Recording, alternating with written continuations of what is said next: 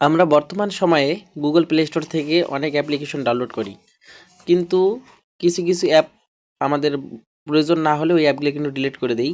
কিন্তু কিছুদিন পর হঠাৎ করে অ্যাপটার প্রয়োজন হতে পারে, তখন কিন্তু আমরা ডাউনলোড করার সময় কিন্তু নাম ভুলে যাই, যে আসলে কোন অ্যাপটা ব্যবহার করছিলাম, এটার নামটা কিন্তু আমরা ভুলে যাই। এই সমস্যা থেকে বাঁচার জন্য আমাদের আসলে অ্যাপ হিস্টোরি যদি জানা থাকে, তাহলে আসলে সহজেই কিন্তু আমাদের ওই যে পূর্বের অ্যাপটা আছে ওইটা কিন্তু বাইর করা যাবে। সেখানে আমাদের প্রথমে এই অপশনটা ক্লিক করতে হবে, তারপরে ম্যানেজ অ্যাপ অ্যান্ড ডিভাইস এখানে ক্লিক করবেন।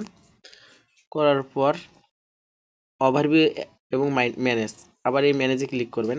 ম্যানেজে ক্লিক করার পর যে অ্যাপগুলো খুঁজে পাবেন সেগুলো হচ্ছে যে বর্তমান যেগুলো আপনার ফোনে ইনস্টল করা আছে এই অ্যাপগুলা।